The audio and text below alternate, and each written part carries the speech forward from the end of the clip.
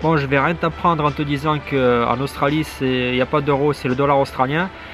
Et qu'à un moment donné ou un autre, soit il va falloir que tu échanges tes euros, ou alors il faudra que tu transfères tes euros en Australie. Et il existe plusieurs méthodes. Et donc si tu n'as pas l'habitude de faire ça, tu risques de peut-être choisir l'option la moins intéressante. Donc je vais te présenter aujourd'hui 5 méthodes de comment transférer ton argent en Australie. Et je vais te dire quelle méthode moi je préfère et pourquoi.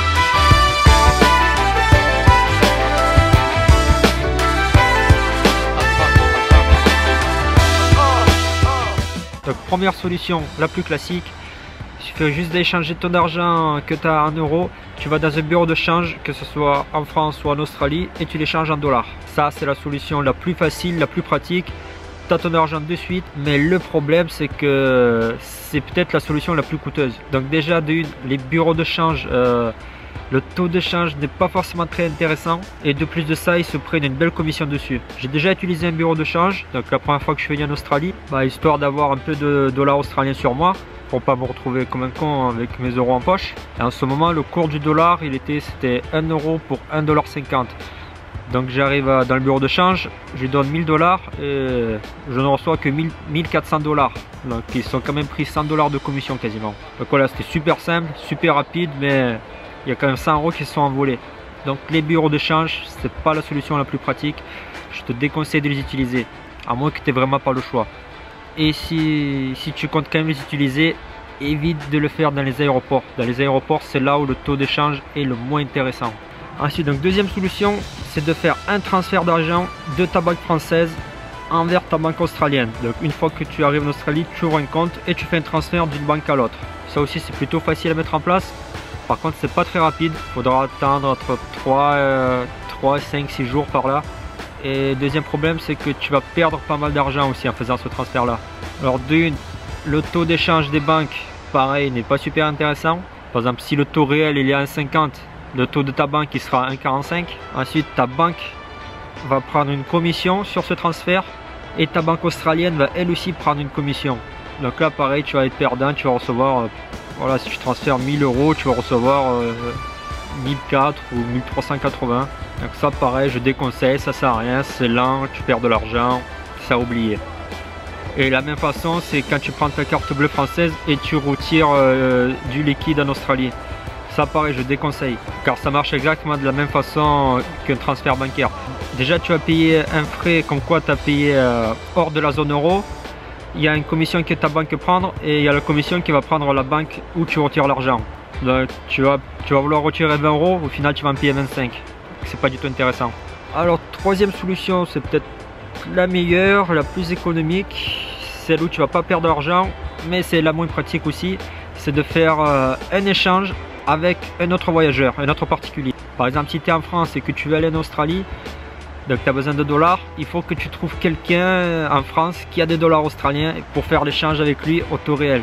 Voilà, il faut que tu trouves un autre voyageur qui vient de revenir de l'Australie, qui reste un peu de liquidité et qui lui aussi ça l'arrange de faire l'échange. Donc voilà, là vous vous arrangez, vous mettez au vrai taux, personne ne perd de l'argent, ni toi ni lui, mais le problème c'est il faut trouver cette personne. Et même si tu la trouves, c'est pas dit qu'il va échanger la même somme que toi. Par exemple, si toi tu veux échanger 5000 € mais que lui il a que 2000 $, voilà, tu vas échanger que 1500 €, c'est tout. Donc voilà, plus tu habites dans les grandes villes, plus tu auras de chances de trouver une personne comme ça. Mais bon, ça reste quand même pas évident, il faut chercher, je te conseille de chercher, c'est le groupe Facebook. Tu marques sur un groupe Facebook dédié à l'Australie, j'ai 2000 € échangés contre des dollars australiens, qui sait qui a ça, et tu verras si quelqu'un te répond. Donc voilà, ça c'était la méthode la plus économique, mais aussi la moins fiable. Ensuite, quatrième méthode, celle que j'utilisais aussi, c'est de passer par une autre entreprise spécialisée dans le transfert d'argent, comme TransferWise, TransferMate. Il y a aussi, j'ai découvert récemment Currencyfair. Moi personnellement, j'avais utilisé TransferWise. J'ai plutôt un avis très positif sur cette entreprise. Le transfert se fait assez rapidement. Si tu as de la chance, ce sera 48 heures, sinon 62 heures à peu près. Ils ont un taux intéressant, très proche du taux réel. Par exemple, si le taux réel est 1,50, là le taux de TransferWise par exemple il sera 1,48 et ils prennent pas beaucoup de commissions. Même qu'avec TransferWise, le premier transfert est gratuit si tu passes par un code de parrainage. Si tu es intéressé, je mettrai mon lien de parrainage dans la description. Alors après, quelle entreprise choisir? Ça, je te laisse faire tes recherches. TransferMate, je ne conseille pas parce que c'est chiant. Je crois que le premier transfert, il faut qu'il se fasse par téléphone. Donc moi je m'étais inscrit, déjà il faut envoyer une tonne de papiers, le passeport, les trucs, c'est chiant. Après il faut les appeler pour faire un transfert. Ils m'ont dit qu'ils allaient me rappeler, ils m'ont jamais rappelé. Bon, du coup j'ai laissé tomber. Donc ensuite il y a TransferWise, tout se fait en ligne, c'est rapide. En fait vous envoyez votre argent à TransferWise sur un compte qui est en Estonie. Et une fois qu'il a reçu, il fait le change en dollars et vous l'envoie sur vos comptes australiens. Le taux de commission de TransferWise, en fait, c'est un pourcentage. Et bon, c'est jamais un pourcentage pareil selon la somme et selon les devises. Mais bon, c'est un très petit pourcentage comparé aux banques. Ça reste très intéressant. Et ensuite, donc, il y a CurrencyFair. Ça, j'ai pas encore essayé, je peux pas le dire. Je compte l'essayer la prochaine fois que je vais en Australie. Donc, j'ai fait un peu de recherche sur Internet. En ce moment, sur CurrencyFair, 1 euro est égal à 1,48 $. Et sur TransferWise, 1 dollar est égal à 1,49 €. Donc TransferWise a un taux légèrement plus intéressant. Mais l'avantage du CurrencyFair, c'est qu'il a un taux de commission fixe. C'est 4 € pour tous les transferts. Donc que tu transfères 100 € ou que tu transfères 10 000, ça sera toujours 4 €. Alors que forcément avec TransferWise, plus tu transfères l'argent, plus tu vas payer de commission parce que c'est un pourcentage. Donc là j'ai pris pour 5 000 € sur CurrencyFair, vous allez recevoir 7 420 $. Et sur TransferWise, 7 409 $. Donc avec CurrencyFair, on a 11 $ de plus. Donc voilà, ça se joue à pas grand chose près. Donc je pense que pour les petits transferts, vaut mieux utiliser TransferWise. Et pour des transferts plus conséquents, ce serait plus logique d'utiliser CurrencyFair. Donc moi quand je suis allé en Australie, j'étais venu avec 1400 $ en liquide que j'avais échangé en France.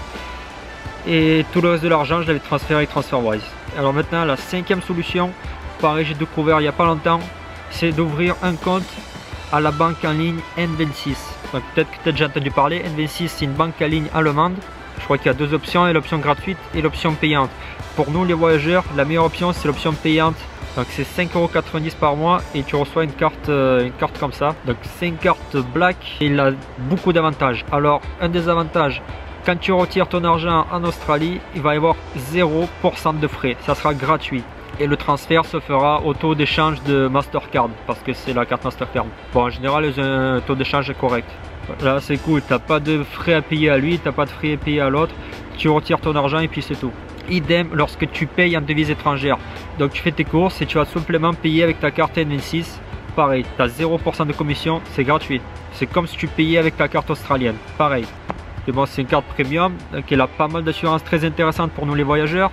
Alors il y a l'assurance de perte de bagages, il y a l'assurance retard de vol, assurance annulation de vol. Et pendant 90 jours, on bénéficie d'une assurance maladie. Donc tous les frais médicaux à l'étranger sont remboursés. Mais voilà, donc faites très attention, c'est seulement pendant 90 jours.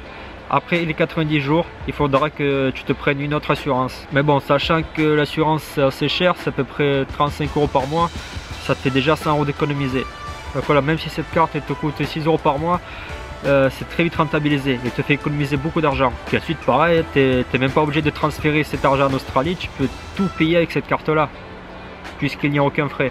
Voilà, donc si tu te posais beaucoup de questions, savoir comment on fait pour transférer son argent, comment ne pas perdre une partie, quel est le moyen le plus pratique, voilà, j'espère que j'ai pu t'aider. Donc pour résumer, je te conseille pas de faire le transfert de banque en banque.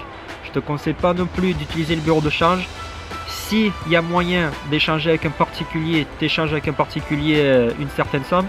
Ensuite, je te conseille fortement de prendre la carte black de N26 car elle a d'énormes avantages. Et si tu veux transférer ton argent en Australie, utilise TransferWise ou CurrencyFair, peu importe. Ça sera tout pour aujourd'hui. N'oublie pas de t'abonner. Je vais sortir d'autres vidéos en rapport avec le Working Holiday pour que tu puisses au mieux réussir ton année en Australie. See you later.